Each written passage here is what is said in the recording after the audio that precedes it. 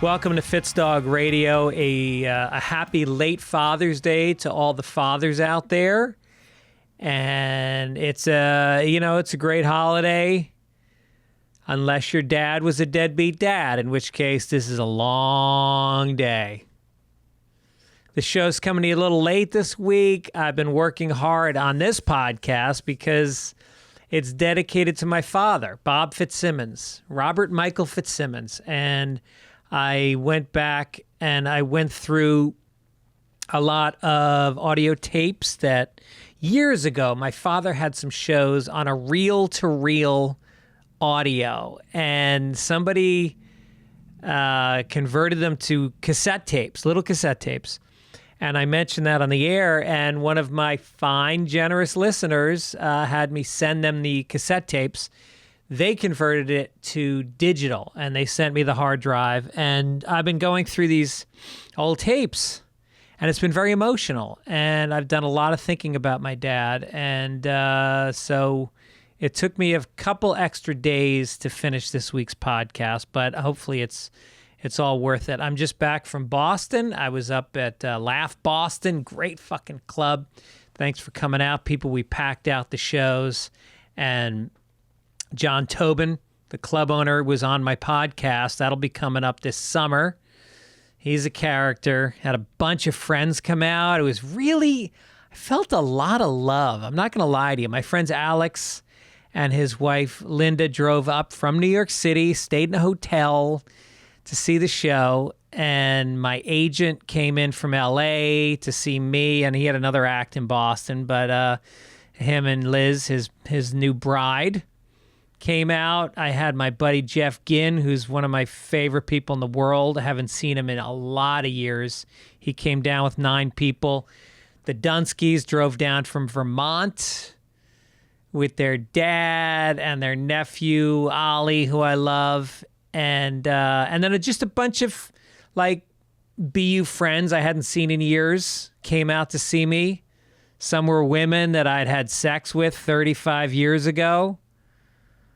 You know, it was touching. It was really nice. And I got to work with some good comics there in Boston. There's so many good comics in Boston. I mean, that comedy scene, John Tobin kind of brought it back because it had been stomped out of business by one particular club promoter, owner. And now it's back. And some great comics. Will Noonan is a guy who I love, and he's got a new special out you should check out on YouTube if you get a chance. Boston Comedy Studios put it out. He's a funny bastard. You're going to hear a lot from him. And, I wanted to also mention Whitney Cummings will be on the show in a couple weeks, but she's got some tour dates I wanted to shout out. She will be at the Brea Improv June 23rd through 25th, and La Jolla July 5th and 6th. I, on the other hand, more importantly, will be in Pottstown, PA at Soul Joel's on July 20th, which I hear is actually a really cool venue. And then Point Pleasant, New Jersey, the Jersey Shore. Uncle Vinny's, July 22nd and 23rd. Tickets at Fitzdog.com. Also want to talk to you about my good friends over at GameTime.co. They are an app. It's really an app. Download the app and find out how you can get tickets to every kind of event you like, whether it's comedy, theater, music, sports. They got it all. And this app they have is killer. It's like a couple taps, boom, ticket in your phone. You don't need to print anything. You don't need to transfer anything. And what they do is they get these last-minute deals with a price guarantee where if you get the same ticket, in other words, in the same row as the one you bought, same section of row, they will credit you 110% of the price of the ticket. I have bought many tickets on this. As a matter of fact, we needed 2 extra for the U.S. Open, tracked it for a couple weeks. Prices came down before, swooped in, grabbed them. So if you want to check out from your seats what the view is, they've got this feature on the app where you can look around from the seat, find out exactly what you're getting. So don't plan in advance. Don't worry about any of that stuff. You're going to get the best price. and you'll get it in just a couple of seconds. So snag the tickets without the stress with Game Time. Download the Game Time app, create an account, and use code Fitzdog for $20 off your first purchase. Terms apply. Again, create an account and redeem Fitzdog for $20 off. Download Game Time today. Last minute tickets, lowest price guaranteed. Okay. So my Father's Day, which was a couple days ago now, was lovely. Got back from Boston. I took the 6 a.m. flight so I could enjoy all the generous love from my family on Father's Day. Normally we get breakfast in bed. I didn't get that because I didn't get home till 9 a.m., but that's a standard. They got me cards. They got me a nice certificate to go get a massage, which I did, which I needed after flying in at 6 in the morning. And we ate out at a great restaurant called Piccolo in Venice. Highly recommend it. Good Italian food. And then we walked down Abbot Kinney. We got some ice cream, and then we walked home. And it was funny. We were at the restaurant. My daughter is so funny. She's just such a character. So we're in the restaurant, and at the end of the meal, the maitre d' is this like Italian stud. He's got the shirt open to the belly button with the chains, and he had his hair up in a man bun, and he's swarthy and oily and dark skinned and beautiful. And I said to my wife and daughter, "Are you guys into this guy?" And they both just started nodding kind of furiously. So at the end of the meal, I said to Jojo, I said, "I'll give you $5 if you go hug the maitre d'," and doesn't even hesitate and makes a beeline. He's in the middle of the dining room, makes a beeline for him, and she's kind of like looking in her direction, and then she starts to put her arms out. And he just turns around. He just turned. I don't think he saw her, but he turned, and like mid-step, her head went down, and she just turned around and skulked out of the restaurant. It was hysterical. And then we got home, and she was like, "What do you want to do?" I was like, "I don't know." She's like, "You want to go shoot some pool?" So we walked down to a bar that we shoot pool at sometimes, and we went in, and I'm not exaggerating when I say we ran the table for 2.5 hours. Nobody could touch us. I was on fire. And you got to know, I'm a really good pool player. I won a tournament in New York, a 9-ball tournament back in the 90s in my prime. And I grew up with a table in the basement, and I played bar pool all through college. And so I was on fire. And then she was making bank shots. She was making lefty shots. It was unbelievable. We were legends. Nobody could believe it. So that was fun. I was thinking about JoJo. Like, I had this funny story about her that I forgot about. And I remembered it because I was browsing through my book, looking for stuff about my dad that I'd forgotten about that maybe I'd written in the book. And this was a conversation that I had with JoJo when she was about, I want to say 6, probably about like kindergarten age, maybe 7. And I said she had been in trouble, which she was always in trouble. And I said, JoJo, I might punish you sometimes, but you have to know that I'll always love you. There's nothing you can do that would make me not still love you. And she goes, she thinks about it, and she goes, "What if I killed your mother?" And I said, "How would you kill my mother?" And immediately she goes, "Riley's dad has a sword above the fireplace." And I said, "You would never kill Grandma." And she said, "I know. Not unless she makes me really angry." That's a dark soul right there. She is a dark, she's funny and dark. She's my daughter. And my son is home from college. He's been home for a couple weeks now, and he got a job working at a pharmacy in Santa Monica, making some good bank, playing soccer a couple nights a week, hanging out with the boys, and just stockpiling some money because we're all going to Europe in August for a couple weeks, Ireland, and then Majorca in Spain.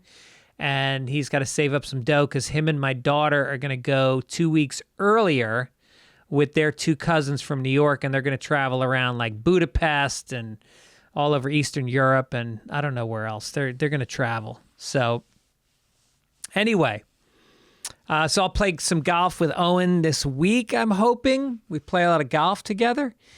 And as far as golf, I just got some new clubs, and I'd been playing when my father passed, which was the reason why I'm doing this show and dedicating it to my dad, is he died 30 years ago this month.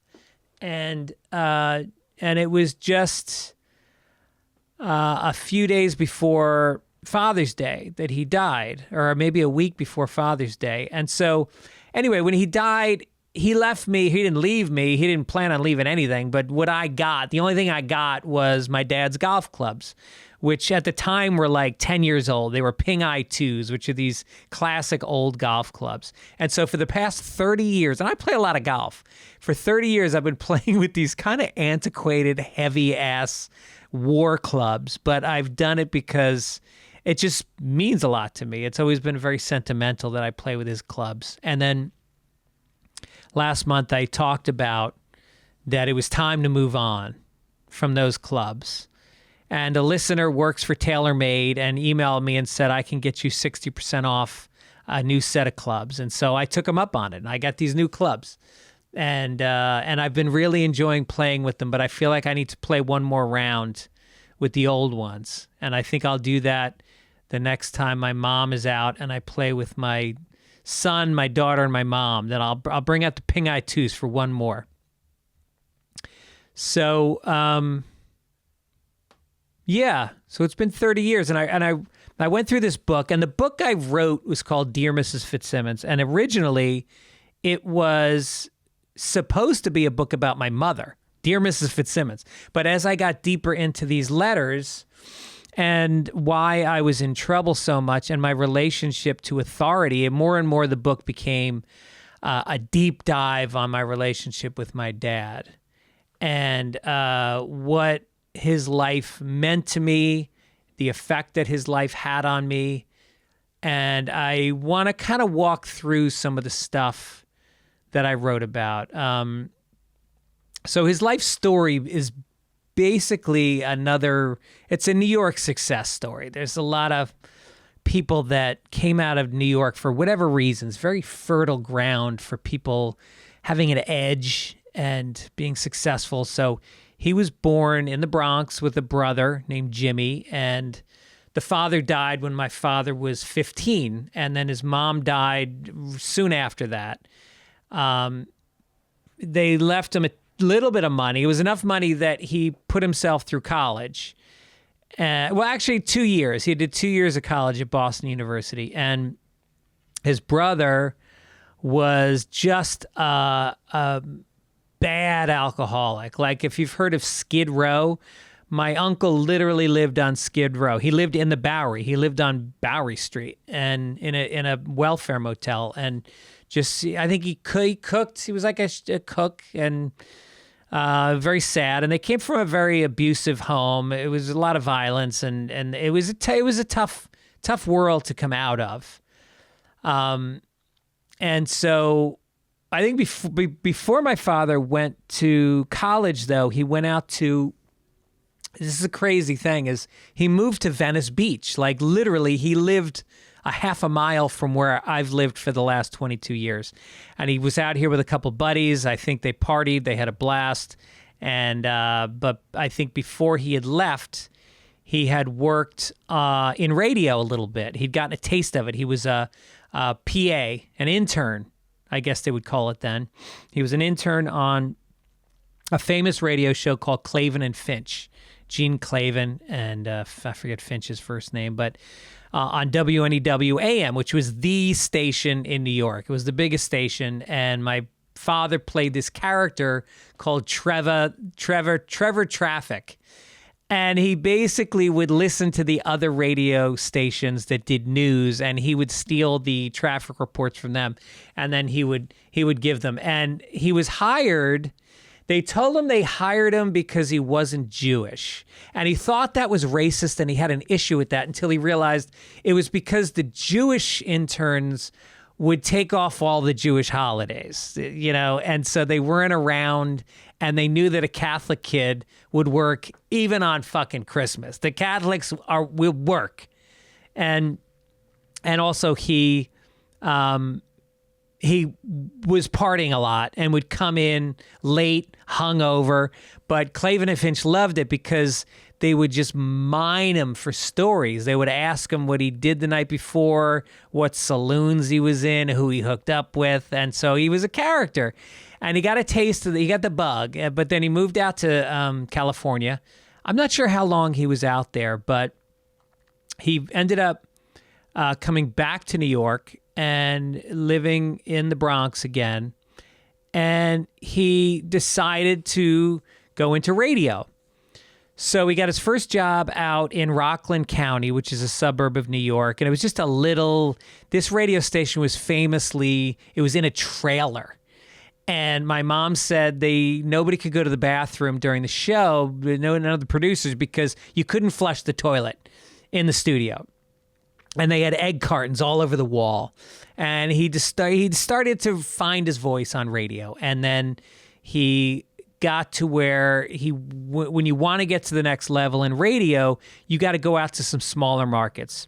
And so he lands a gig, and he was just a hustler. My dad, I could have gotten into all his teenage jobs, but he always was a hustler. He worked his ass off, and he had balls. And so he made his way out to Youngstown, Ohio with my mom. And she at this point, me and my brother were little. I was like 4 and my brother was like 5. We were 13 months apart, and my father was working his ass off. My mom had no idea how to parent. She hadn't really been parented very well herself. Her mom wasn't really teaching her a lot. And so all of a sudden she was like 23 years old. I think she was 23 when she had my brother, and she's got her hands full, and she's in Youngstown. She said it was the worst period of her life. It was brutal. And so they lasted there for a couple years, and then they went to Philadelphia, where we stayed for a couple years. And at that point, my father was starting to get a little bit of a name for himself. Philly was a much bigger market, and he wanted to move back to New York, but none of the stations was offering him a full-time job. It was like part-time, and my mom was like, no, you're going to go back when it's a real solid offer. And he got and he said, let's just go. And she's like, no. And so he got offered a job in Chicago at a major station. This would have been a big step up. And he said, I want to do it. My mother said, okay, we'll do it. But first, you're going to reach out to the New York stations and see if anybody will give you a job. So last-ditch effort, he reaches out to a guy named, I want to say Wiley Fizzell was the guy's name. And my father said, I got an offer in Chicago, but my dream is to work at WNEW AM. What do you got? And Wiley said, I've been waiting for your call. Let's go. 2 weeks later, they moved to New York. My father bought a house in Tarrytown that he could not afford. And his MO was, let me buy a house that I have to work my ass off to afford. And he did that. And it was a big house. And he started working, and he became successful very quickly in New York. And he was doing voiceovers for radio commercials, TV commercials. And he became a guy who just was the New Yorker. People loved him because he was such a New Yorker. And I should say he met my mom at this point. He met my mom's family. And my grandfather, my mother's father, was named Florence McCarthy. And he met my father, and he said, so what do you do? And he said, I work in radio. And he goes, well, what are your hours? And my father says, I work from 11 to 3 in the afternoon. And he said, well, you may come home hungry, but you'll never come home tired.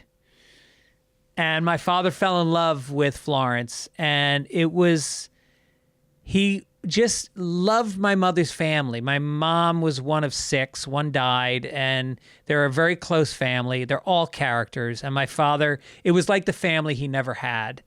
And they loved him back, and it was beautiful. And so he's doing this afternoon show, which nobody had he realized his audience was women.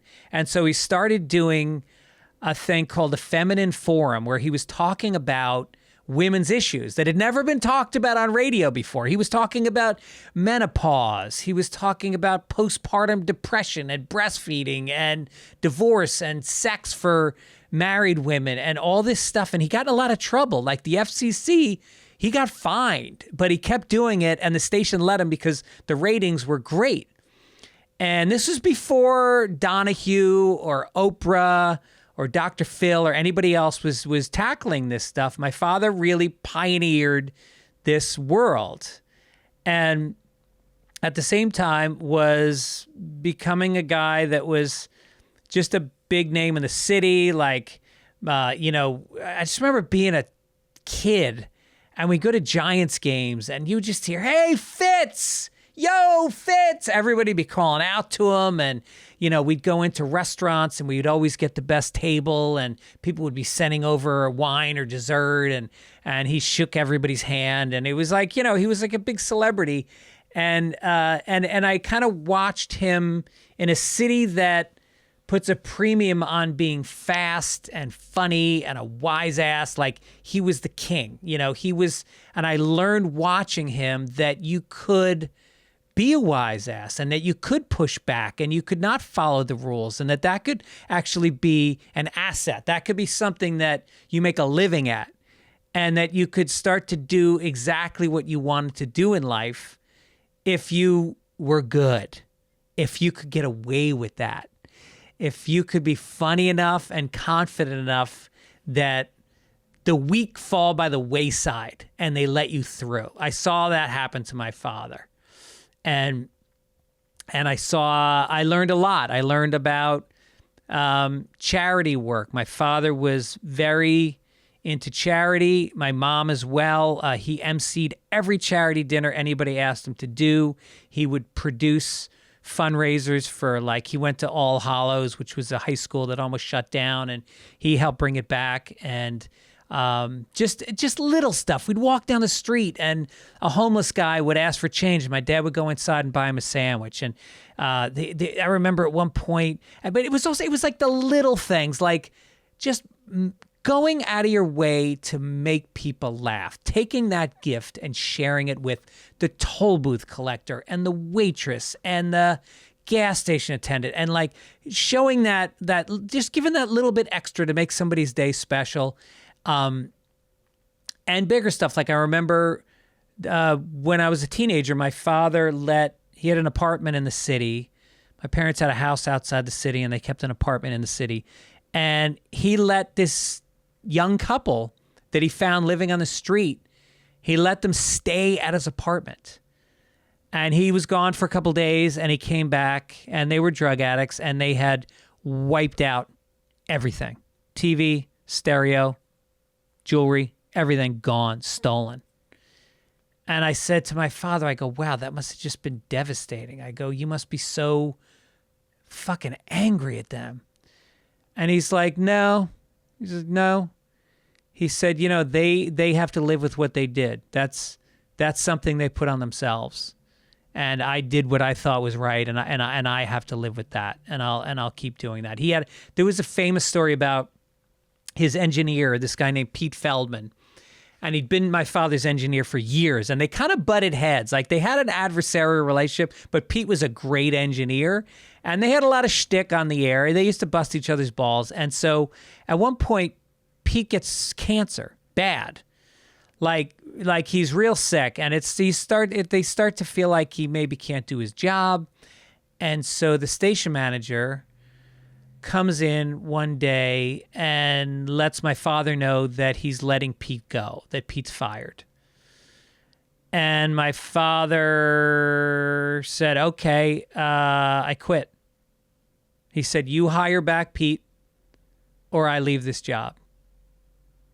And Pete got hired back, and they ended up working together for a number of years.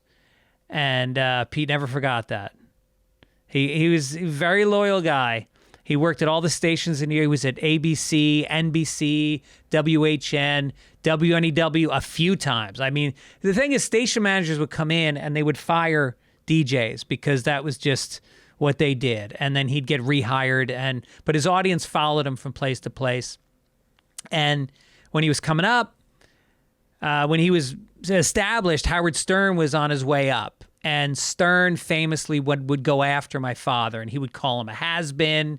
He would say he's irrelevant because he hosted Jerry Lewis. My father hosted Jerry Lewis Telethon for like 20 years, and every year he did it for free, and it was like a 36-hour or 24-hour job, and it meant a lot to him. And Stern shit on him for it, and it really upset my mother. My mother hated Howard Stern. And my father never did. I think my father understood. He saw what Howard was doing. And I don't know that he respected it, but he understood it. So he didn't take it personally. And then years later, a guy named Al Rosenberg, who had been Stern's, I don't know if he was his sidekick. I guess he was like a sidekick of Stern's for years. And he did voices and characters and comedy bits, and he wrote stuff for him. So years later, Al ends up, and this is after my father was quite a bit older, and he got paired up with Al Rosenberg, of all people, and they started working together, and it was a total bromance. And Al, I call him Uncle Al. He's like an uncle to me. He's one of the funniest human beings I've ever met. He was so quick on the air. And they had such a good shtick. Like, he was the Jewish guy, who was like kind of like a homebound, whipped guy, and my father was this partying, outgoing guy. But Al was the one who did the voices, and he did a lot of the jokes. My father was kind of the straight man, and they were so great together. I just listened to them all the time. And they had a producer named Joanne Viscup who worked with them forever, and she now lives in Columbus, Ohio, and I haven't talked to her in years, but we were in touch for a long time. And so Al was kind of like what Mike Gibbons is to me, I think Al Rosenberg was to my father. And by the way, Mike Gibbons' dad was friends with my dad in the Bronx back in the 50s. And so it was just total coincidence that me and Mike became best friends. And then Mike's daughter is, I think, 2 weeks older than my daughter, and they are very close friends. They went to high school together. They were on the surf team together. So anyway, so Al Rosenberg is my dad's partner, and this is around 1990. And really the tapes that I got access to were much later in my dad's career. I don't know if I can ever find the early ones, but I think the tapes, the clips I'm going to play you today are from those years. And so here's just a couple quick clips. One is with Al and my dad, and I think one is just my dad. So, all right, listen to this voice. Just the tobacco. My dad smoked 3.5 packs a day, consumed a lot of alcohol, and he had a high-pitched voice, but tempered by smoke. And this was heavy for me, listening to these tapes. This brought back a lot of feelings about his likability, his desire to connect and entertain, but at the same time there was a causticness under. It brought back a lot of stuff. So anyway, here's a clip of he and Al Rosenberg. If we could only leave the mics on. Oh my Lord! WNEW. What's going on here is that Pete's got a new book about disease. You know, you have Lifestyles of the Rich and Famous. It's diseases of the rich and famous. Yeah. Very rich, powerful, influential people historically, and diseases that they had that would affect their performance and could affect the history of the world. This is brought on by the fact that George Bush is obviously has some repercussions from the thyroid. Yeah. And various presidents before, different things wrong with him. And only Pete would have this book. Did you know that Hitler was flatulent? Oh, yeah. I'd read. Is that what that hand up in the air meant when they were... I think he was asking for permission to leave the room. Freud suffered from gum disease. Yes. And the one that we're talking about is Cardinal Richelieu had an anal fistula, which meant that he couldn't control himself. Yes. I think that's as delicately as I can put it. But can you imagine what were you saying? Pardon me, did someone here... Oh, boy, this room... What a... Boy. Open the window. Gee. No wonder he was such a tough guy. He was probably just getting even. Sit still for a minute, will you? Hey, Cardinal, whoa, easy. Have you thought of a liquid diet? That's what started this trouble. He should have gone on Ultra Slim Fast. Okay. But enough of this highbrow masterpiece theater. Who the hell would buy this book, Red Feldman? Oh, God. One of those books was a bestseller. Justify it now. One of them was a bestseller. Mein Führer. Whoa. Everybody complains about cab rides. Yeah. And it's not just today. It's always been this way. But last time I was in a cab, it was so bad. And the honking of the horn and the screeching, and you want to get out and fight some guy. And, I mean, it was... So I got there about 2 blocks from my house, and I said, we were at a light. I said, I'm getting out here. He said, what's the matter? I said, well, and this line is... I just love this line. This is an oldie. I said to him, this is this guy, he's from another country, he doesn't speak English. I said, well, as the pussycat said when he finished making love to the skunk, I've enjoyed about as much of this as I can stand. And I started laughing. He didn't know what I'm talking about.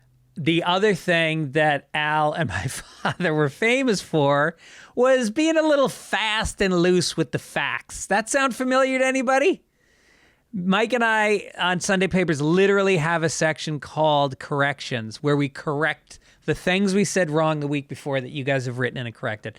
And I thought it'd be funny to play you a couple of corrections that my father and Al made. And the first one is with Mayor Koch, which the mayor of New York City, if you're from New York, you know Koch is one of the most legendary mayors in New York history. He was the mayor for 12 years, and he used to get up at 6:30 in the morning, and before his workday started, he would call in to my father, and they would shoot the shit, and they would argue because Koch was much more my father was a liberal. Koch was a Democrat, but he was a conservative Democrat. He was very pro-Israel. I think he was pro-gun. He was kind of cutting back on welfare and social services and a bunch of things. So they used to he was anti-union. So they used to really go at it. And here, the first clip is my father with Mayor Koch. And then the next one is a clip with my father. And it's Uncle Al and my dad doing a read for an Italian restaurant where Al is playing an Italian voice and my father thinks it's a Spanish restaurant. All right, so here's these 2 clips.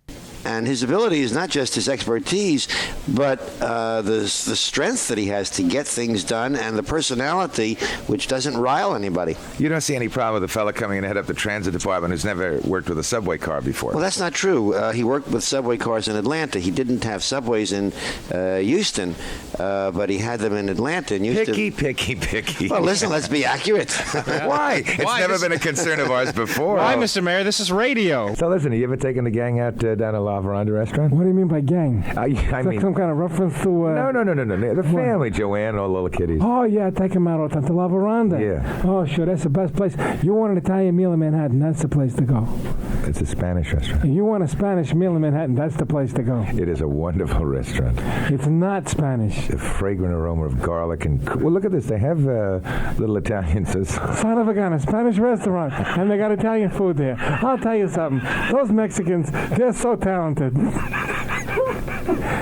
I'll tell you something. If I hit your head with a shovel, will it make like a gong? You got me so confused here. Oh, sure, it's my fault. Hey, I got news for you, pal. You walked in Hold here it down. Hold on. That's Jack Murphy, our salesman. He likes to get a glass of water there. lying down under the water cooler. I got news for you, pal. You walked in here confused. You want to pick it up now about this wonderful Italian food you can get at the Spanish restaurant? It's not a Spanish. Where'd you get the idea it's a Spanish restaurant? I don't know. I heard it somewhere. Hilarious. So I want to talk about my mom and dad a little bit because they just had a absolute true romance from the time they met until the end. They were just in love with each other. They dated. That's what I watched my dad and mom do. Just a lot of hugging and kissing and dating, and they would go out. I mean, they were out 3-4 nights a week. And on the weekends, they would come home. I'm not exaggerating. They come home at 3-4 in the morning. Babysitters loved my parents because they would do these 10-hour shifts with the kids. And we would be asleep for most of it. And then they'd come home and, just, high on life, among other things, and just over-tip the shit out of them. And they played golf together. They went to the best restaurants in New York. My father, Sinatra was very big on my father's radio station, and they really helped prop up Sinatra's career when it was kind of in the dumper. Dumper or the dumps? The dumper. That's somebody's ass. So they would get great tickets to Sinatra and just like a real New York 70s thing. Like he would buy her fur coats and jewelry, like expensive jewelry from this guy Rocco, who was the jeweler at the Ritz in New York, the Ritz Hotel. Rocco, he knows people. He gets stuff. You don't know. You don't need to know how he gets his rocks. He gets good rocks. And there was a lot of time with the family. There was just a lot of laughter. That's one of the things I remember about my childhood is there was just a lot of ball busting, joke telling. We played a lot of games, had a lot of we had jokes that were running jokes, where you only had to say 1 or 2 words and everybody knew what joke you were referring to. If you were telling a long story that got boring, then one by one we would each put our fists on our face and our elbow on the edge of the table, and then the elbow would slip off the table. It just keeps slipping off the table. That was the that was the sign your story was shitting the bed. We would go to the golf range and hit a bucket of balls on a Sunday night and then come home, and my mom would make the worst cook in history. And she would make egg salad sandwiches on a Sunday night with eggshells in them on white bread with no seasoning. And then we'd go watch Kojak with Telly Savalas, and they would watch me and my sister Deirdre would just giggle, and because he was bald and he'd eat lollipops, and we would be thrown out every week, and so we kind of like got into trouble, but it was as long as it was funny, and that was kind of the premise of my book, was as long as it was funny, it wasn't real punishment. Like I remember once coming home from sitting down at dinner, and my father goes, how was school today? Or how was school yesterday? And I said, school was great. And I'm sitting there, I got a sunburn on my face. He goes, good. I go, you learn anything? I go, oh, yeah. Yeah. I mean, I'm just always learning. And then he goes, interesting. And he pulls out the New York Times, the front page of the sports section. And there is a golf tournament called the Westchester Classic that they would play in the spring in New York. And we had taken the day off from school, and my friends and I were drinking and watching the golf tournament. We went to the tournament, and there on the front page of the New York Times is Gary Hallberg hitting a 3-wood, and just over his shoulder is a crowd shot of about 6 people in the crowd. One of them is me looking at the shot, looking down the fairway at the shot. And he showed it to me, and I froze. And I'm waiting to see if I get slapped. And then he just starts laughing. And then everybody starts laughing. And it became folklore. It became a story instead of a punishment. That's how it went. I mean, all the letters in my book all got sent home, and a lot of them got laughs at the dinner table. Some got beatings, most got laughs. Yeah, he was involved in my childhood, not as much as I would have liked. I think he wore himself out working, and he was very on when he was out of the house. And when he came home, sometimes it was more of like he was crashing. And so he did coach my baseball team when I was in Little League. I have good memories of that. He had a Corvette. He had a lot of cool cars. He had a 68 or a 69, what was that called? A Cougar, Mercury Cougar. Google that. That was a badass car. He had a little Fiat Spider. He had a Corvette, which I was in high school, and I was like, Dad, let me drive the Corvette. And he's like, no, you're not driving my fucking Corvette. It was an L84. It was a 1982 car, and he leased it. The engine was called an L82 or an L80, I forget, L80 something. And it was one of the biggest engines ever put into an automobile in America. And he wouldn't let me drive it. And so then finally, it was like my senior year, and he was about to turn the car in. The lease was up, and he said to me, okay, I'm going to let you drive it to school one day next week. And I said, oh, this is fucking great. I am going to get laid on Tuesday with the Corvette. I already got I got the sunglasses picked out. I got a green shirt that's going to highlight my eyes. And I had hair back then, people. You got to understand. I had brown, wavy, beautiful hair. Gone now, but back then you should have. Now I'm picturing myself in a vet pulling up to high school. So that weekend he was driving it home, and the engine block had leaked, and the engine seized, and the car was towed away without me ever sitting behind the wheel. So that was that. The other funny memory I have from teen years was he did all the commercials. Like, if you listen to the radio, like, if you listened for an hour, you were going to hear my father's voice do a commercial. So I remember being parked up at the Tarrytown Lakes in my mom's Caprice Classic, 1980, white four-door Caprice Classic with a V8 engine. And I'm sitting in the front seat making out with probably Lisa Cosmos, trying to get under that underwire bra that she had.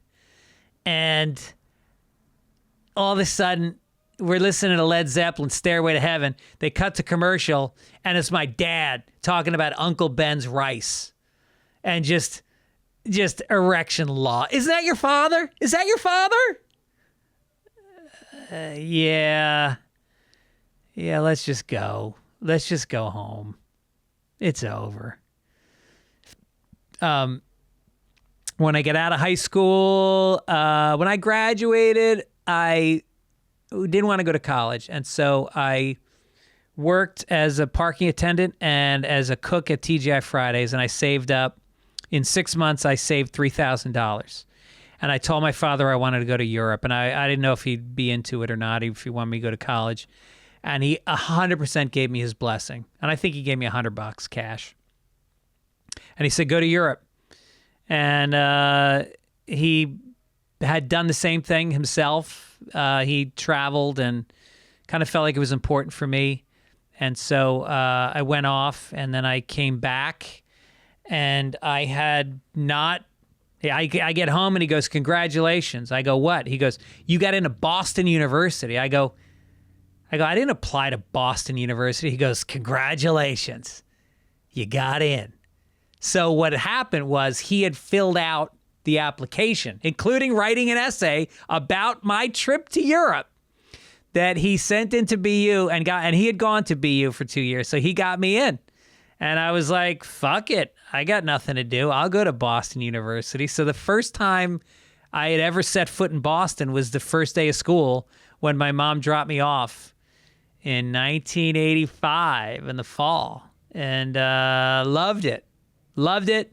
My sister, 2 years later, my sister came and she joined me at college. We spent my junior and senior year together. Some of the best memories of my life with my sister.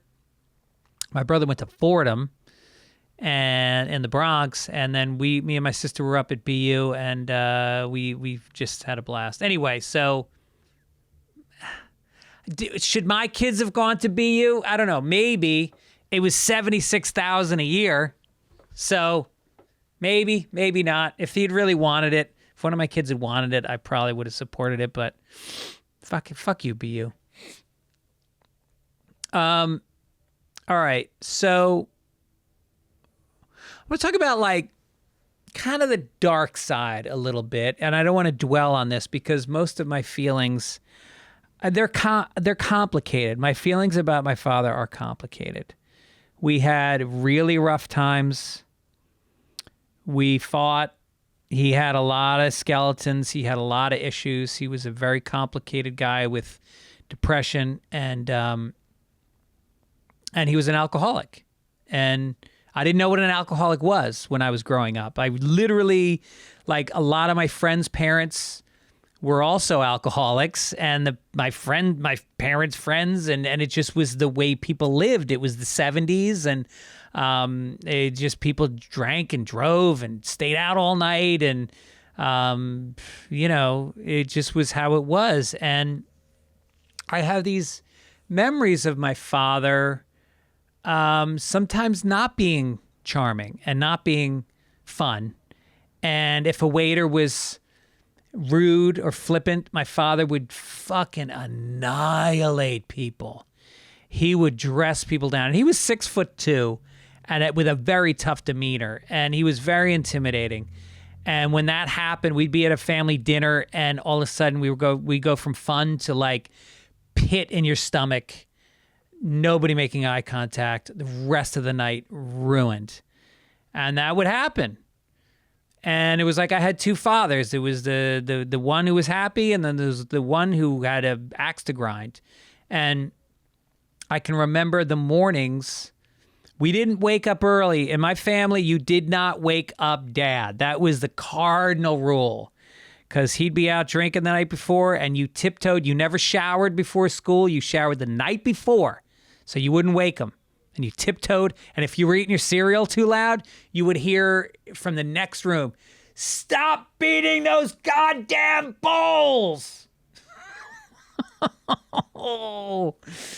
And then I could remember him like in the mornings, like standing by the window, smoking a cigarette, waiting for the water to boil for his instant coffee, and just staring out the window like at nothing, and just wondering what was going on in his head, and we had this famous brown line that ran down the hallway carpeting, because he'd make his coffee, and then he would walk down the hallway to the bathroom, turn on the shower, and he would be dripping the coffee as he walked. So there was this brown stain down the middle of the hallway, and then he would put the coffee down, and he would turn the shower on. He would light another cigarette. First one would get thrown into the toilet, which he never flushed. Second cigarette would get lit, put on the side of the tub. He'd get into the shower. Halfway through the shower, he would have to lean out and take a few drags of the cigarette so he could finish his morning shower. And there were incidents. There was a lot of incidents. There was a car crash at one point when we were little kids where he was drunk and he drove, I think passed out at the wheel and drove into a tree and was pronounced dead at the scene. My mom had to like drive into town and flag it. I don't know how it happened. There was no cell phones. Somehow an ambulance got to him, and he was in the hospital for a long time. He had severed his carotid artery, whatever your neck artery is, and almost bled out. And it just, I mean, whatever. Again, I'm not going to go dark on this podcast, but there was hard times, and we dealt with it, and we learned from it. I think we all learned from it. I stopped drinking at a young age. It was something I saw that it did not work. I saw that for him, there was more pain and sadness than I wanted in my life from that. but there was also, it was hard to separate it from the amazing good times that he would, I mean, the thing about alcoholics is that it's not always like a sad, depressed drunk who's mumbling. My dad was a good drunk. Like, he could keep the party going, and he would make you feel great, and he was the literal life of the party. And that was never more in display than on he had an annual St. Patrick's Day party. He joined the Friars Club. Friars Club is an entertainment club in New York, sadly out of business now. And they allowed him, it was a very Jewish membership, but he was the token Irish guy. And they loved him there. And it was like a second home. Every single day, my dad was in the city, he stopped in at the Friars Club. He would work out at the gym. He would have lunch in the, I think it was the Frank Sinatra room or the Dean Martin room, the main dining room. He would have a drink at the bar. It was just this great New York brownstone club, and he was famous there. He was the scribe. He was on the board of governors, and he wrote the monthly newsletter. And it was always very funny. And so he had this St. Patrick's Day party every year, and he would invite all the big Irish celebrities in the city. They would all come out, and all of his close friends would come out, and he would have step dancers, and he'd have an Irish band, and they would serve Irish drinks. And me and my mom, as I got older and I was drinking, she and I had this tradition where we would sing this old Irish ballad called Four Green Fields, Clancy Brothers song, and we were awful. I don't know whose voice was worse, but we were the worst singers in America.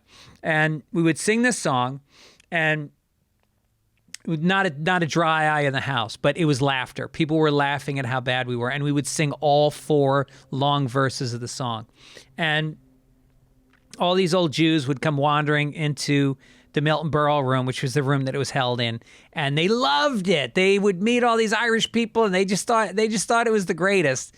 And it was a long night. It was a big party. My father put weeks of work into making everything perfect. And it was this big night. And so here's another radio clip of him. This is the morning. Now, St. Patrick's Day is March 17th.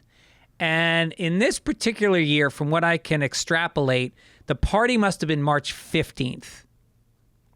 Because I have a radio clip from March 16th, which would be the morning. This is when he was doing the morning show with Al Rosenberg, where they would have to be there at like 5:30 in the morning. And he had been out the night before, probably till 3 in the morning. And so here's a clip of him hungover the morning after the St. Patrick's Day party at the Friars Club. Well, the party was good last night. I'd like to go home right now. Me too. What were you doing? You were really hitting that bottle. I was really worried about you. I did some. Well, I worried about me. What was I drinking? I was drinking Bailey's Irish Cream, which was actually, it tastes like coffee with a little liquor in it. Yeah. It was very good. And I actually tipped over in a direction at one point, and someone named Kelly held me up. That's Kelly Rice for the National. Oh, Lord. Boy, I'll tell you. It makes so much sense when you're doing it, doesn't it? Oh, yeah. It sure don't make any sense the next morning. No. Good morning, John Kelly. Hello. How you doing? I'm doing well. John didn't come to the party last night, so I expect some decent work out of you because we're giving bupkis this morning. Jeez. How do you know he didn't go to another party last night? I never thought I of didn't. that. Yeah. No, I didn't. Kelly, it's all over for Kelly. Yeah. He used to do that. He used to go to both. Now he goes to I none. used to be good. John went to his moral limit of lifetime parties. I think in 1978, I think was when he hit the limit. It's true. When you're born, I don't know if you knew this, they put a little number next to your name. And that's the number of parties you can go to in your lifetime. Yeah. Is that the way it works? Some people never use up that number. Geez, I John blew it at Kelly. high school graduation. That's right, that night. So that was St. Patrick's Day morning, or I think the morning before. And the radio show was something that I was a part of since I was a little kid. And when I was about, 11, I was a huge Steve Martin fan. I used to collect comedy albums from the time I was like 11 years old. I was obsessed with stand-up. And I remember Steve Martin had an album come out, and my father would bring me on the radio station, and he would always do little bits with me. And you know, he always involved the family in his radio show. And so I said, I started doing this Steve Martin routine where I said, well, you know, I'm on a new cheerleading squad at school. And he's like, oh, that's great. What kind of cheers are you doing? I said, well, they're not using any of my cheers. And he goes, well, which are your cheers? And I said, well, like, try to score a touchdown, you douchebag. And then all of a sudden he goes, okay, we're going to cut to commercial right now. We'll be right back on WNEWAM. And we go to commercial and he starts going, what are you doing? Why are you saying douche? And I go, what's a douchebag? I don't know what a douchebag is. I just memorized it. And the phone lines were ringing and people were calling to complain. My kids listen to this station. What kind of smut is this? And then as I got older, he would bring me on the show. And when I started doing stand-up, he started promoting me. I mean, nobody ever supported me. I guess my mother. Nobody ever supported me the way my father did. And he was so proud. And I would I would do shows, and then I would call him from a payphone after my shows and tell him how it went. And then when I would be in New York, he would bring me on the radio show with Al, and they'd promote me as America's hottest young comic. And I would do material, and it's where I learned how to do radio. And so it's where anyway, so I just want to play one more clip. And we were talking about St. Patrick's Day, and there was a guy in New York, and I can't describe to people that didn't grow up in New York what the St. Patrick's Day parade means. It is, or was, it's gotten a little bit demure now, but in its day, it was the biggest celebration of the year. And the whole city was packed. And the parade went on for hours. And the coverage of it was giant. And there was a guy who used to host it for 41 years. This guy, Captain Jack, I think his name was Jack. What was his last name? Anyway, this guy was like infamous. And a very well-respected guy. And so he hosted the parade every year. And so one year, he was on the show, and I want you to hear him give my dad a little love. Here is Captain Jack on Rosenberg and Fitz Row. When he's back, McCarthy is back and not a second too soon. Going to be hosting the parade again. How you doing, Jack? I'm not doing bad at all. I've been listening this morning. Now, it's a number of years ago before she left me. I'm speaking of my wife. And she said, you know, she talked American-like. She said, hey, Dad, when you pack it up, who follows? I said, where? She said, on the parade. I said, well, that's no trouble at all. I said, there's just one person. I said, you know, a lot of these people get on there and they talk funny and they give it, hello there, Charlie, you know? And that kind of grabs me nowhere. Yeah. I said, but he has to know New York. He has to know the Irish in New York. And he has to have an Irish heart and appreciate their heritage and their traditions. And she said, so? I said, one guy, Bob Fitzsimmons. Oh. And you know, I heard what you said about these Humpty Dumptys that call the shots. You're the only one around, and this is after 40 years, that I know that could step out there and just slay them. Oh, thank you. That is really nice of you to say that. Now, one more word. Yes, sir. God, keep the heart of you clean, and may you be in heaven a half hour before the devil knows you're dead. Have a great day tomorrow, Jack. We're so glad to have you back. Well, I think that sums it up. That's what he meant to New York City. The end, I'm sad to say, the end with my father, our relationship went out badly. We had fallen out. His drinking at the end of his life had gotten really bad, and I had had a hard time being around him. I had gotten sober maybe a year before he died, and 2 years before he died. And I was having a hard time being around it, and we'd had some incidents of, whatever. And so I don't want to say I stopped talking to him, because I want to say we stopped talking. I didn't come home for Thanksgiving and Christmas one year, and he took it very hard. And when I tried to call him on Christmas, he wouldn't come to the phone. And then he was going through a hard time. And he actually quit drinking during this time, I found out later. And I think it was really hard on my mom. It was really hard on my dad. At the time, my sister was living in Alaska. I think she needed some space from the family. And my brother, I think, and he had always had a hard time. And so we were not around. And it's hard to talk about it. Still, 30 years later, it's still hard to talk about the ending. So this is from the New York Times, June 4th, 1993. Bob Fitzsimmons, personality on TV and radio, dead at 53. Bob Fitzsimmons, a New York radio and television host known for his wry interviews with celebrity guests, died on Wednesday. He was 53. He collapsed at Rao's, a Manhattan restaurant, and was taken to Metropolitan Hospital, where he was pronounced dead, said his son Bob. Mr. Fitzsimmons was noted for his silky-voiced radio anecdotes during the morning drive time period at WNEW AM, where he was host with partner Al Rosenberg. He had his own show from 1991 on and was host of the Jerry Lewis Muscular Dystrophy Telethon from 1973 to 1989 and was one of the original hosts of the Channel 5 morning TV show Good Day New York. Born on August 14th, 1939, grew up in the Riverdale section of the Bronx and was a graduate of All Hallows High School and Boston University. In 1962, he began his broadcasting career at WNEW as an assistant to Ted Brown and William B. Williams. He then was a radio host at WRKL in Rockland County, then Youngstown, Ohio, and Philadelphia.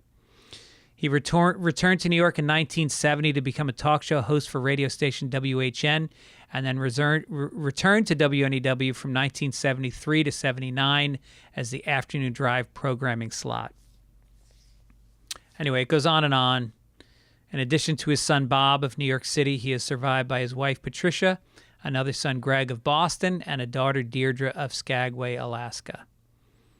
So it happened fast. He had a heart attack out of nowhere.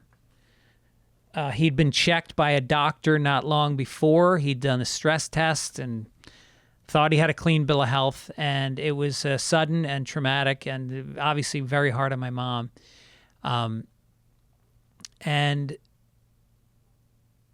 when he died, we went through his stuff. And we found stuff, and some of it was moving. And one of the things I found was I had sent my dad letters. I don't know why, but I was very effusive with my dad. I think I felt like there was a loneliness that he had that I wanted to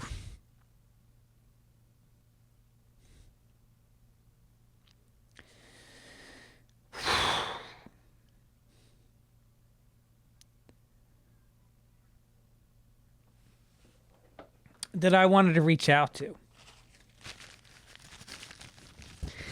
God, I was hoping this wouldn't happen. And I wrote him a note, and I wrote him a lot of notes, and he didn't reply, generally. He didn't acknowledge the notes. And then when he died, I looked in his desk, and I found a stack of letters, cards, every birthday card, every Father's Day card, every note I'd ever written him, postcards from when I traveled in Europe. And he saved them all. And they were wrapped up in the bottom of his desk in the back. And this is one that stuck out to me that I thought would be appropriate to read today. And this is from May 15th, 1991. So this would have been about 2 years before he died. Dear Dad, I just wanted to send you a late Father's Day note. A good buddy of mine up here from college had some bad news last night. We were at his house for a party when a phone call came through for him. His father had just died of a heart attack. This morning I woke up and the first thing I thought of was that tomorrow is Father's Day and that there is probably a lot of things that Kevin would have wished he had said to his father, and now it is too late. It's been a long time since I told you I loved you, and it is not for a lack of love. I love you very much and am grateful for all the concern and care you have shown me in my life. Our family doesn't always communicate on the best level, but we all carry with us the love of each other wherever we are. We have been fortunate in every way, and as us kids go through our transitions to full adulthood, sometimes we forget how much each of us loves and means to each other. Our family means everything to me, and it always will. I love you, Greg. And that meant the world to me, to find that. So I'm going through old notes. This is a note I found from my daughter, JoJo. This was a Father's Day, I think. Dearest Dad, you always made me feel like we were on vacation because you make things fun and exciting. I know I don't always seem very enthused to go play tennis or bowling, but I really treasure the time we spend together because you are a picture of what I want to become when I'm old and fat. You always give me hope that even though life sucks right now, that I might find something fulfilling to do and beautiful things to create, and that I might be happy like you. Thank you for all the things you have given me and Owen, the gifts, trips, clothes, but most of all, thank you for being there to understand. Yeah. And then this one's from Owen. Dad, happy Father's Day, dude. You're getting old, but don't worry about that. I think anyone would be lucky to be like you after so many years on this planet. Worry about now, which is probably not that fun to think about, but hey, you're in great company. Oh, I think this is during the pandemic. I'm especially grateful to be in isolation with you. You're one of my best friends, and you just so happen to pay for my tuition and provide me a roof from time to time. I'm going to look back at this pandemic and reminisce all the great times together because you're such a stand-up guy. Much love, Boykasha. Yours truly, Owen. So, there you got it. If you've got a dad, tell him how you feel. If you're having a hard time, make amends. Make it right. And you know what? Be the father that you wish your dad was. And maybe even be the father your dad actually was. Maybe that too. Because he taught me a lot. He taught me how to take time to make people feel like they mattered. To put my family first, to have a romance with your wife, to make her feel giddy, make her laugh, to find a profession that excites you and makes you want to be alive and to go for it 100%, to have friends that you keep close, that you respect, that make you laugh, and to stand up for people that are less fortunate. So thanks for all that, Dad, and thanks for giving me an occupation. I'm literally sitting behind a microphone the way you did, and you'll be happy to know your grandson, Owen, had a radio show for the last 2 years of college, and he loves it. I'm sober 33 years. That's probably because of you, too, which was a gift you probably didn't mean to give me, but you did. And I'll be married 24 years this summer. So the romance I saw you share with Mom, I share with Erin. Mom misses you, and she loves you, and nobody's ever held a candle to you for all of us. So thank you. It was a gift to share this with my listeners. I hope you enjoyed it. I think I'm going to need a drink right now. All right. Happy Father's Day, everybody. Thanks for listening.